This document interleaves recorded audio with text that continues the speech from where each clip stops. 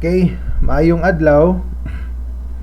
So karon no, welcome sa Pinoy SEO YouTube channel. Karon mag-discuss ko about another topic sa SEO, which is important topic pod nga ginatawag og website audit. Ako lang i-explain ang website audit.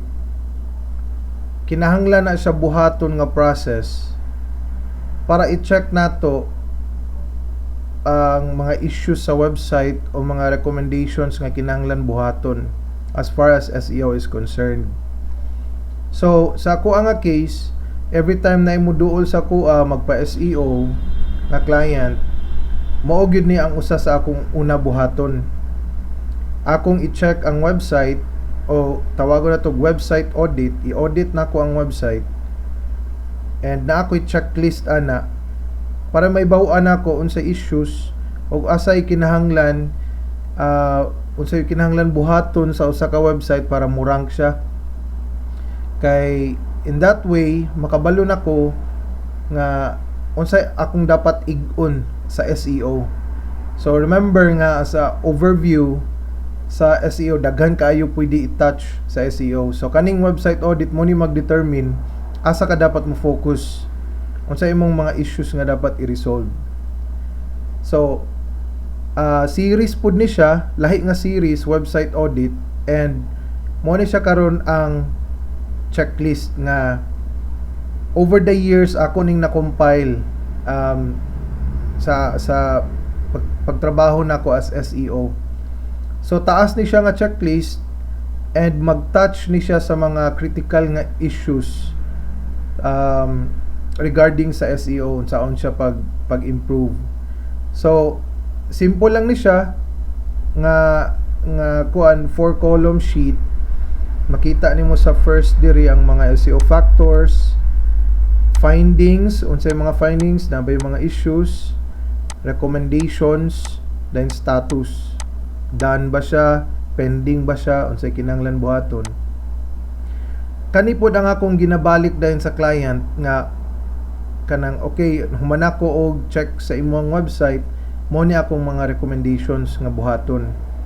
Aya ni ko makahatag og rate or unsa ka dugay nako dapat buhaton og unsay mga dapat buhatonon. Ana no?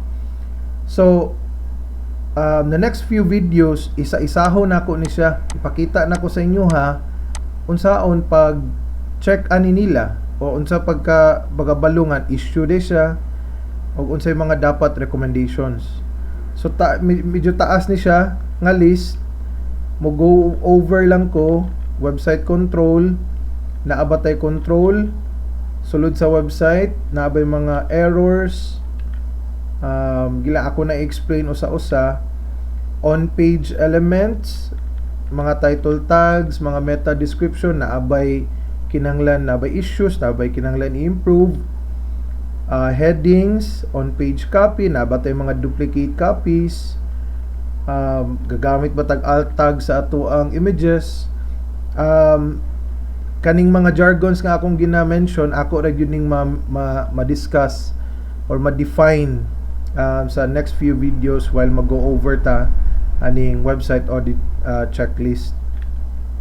Mag-touch ko about technical issues, mga links, external links, internal links issues, na ba siya mga broken pages or 404 pages, musta ang website speed niya, nang unsay kinahanglan improve, usability or user experience, nindot ba ang navigation, naa ba siya visible nga phone number, naa ba siya sitemaps, mobile usability, social. So kaning nga part murag off page na ni siya, no, off page SEO.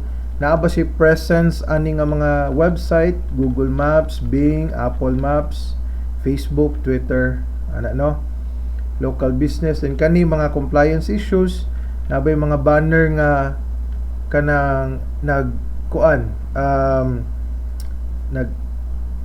na mga issues in terms of copyright na or na ba yung mga dili dapat ibutang nga mga images dira sa website, alignments, buttons, conversion rate optimization, naa ba kay enough elements sa sulod sa imong website to convert ang imong traffic.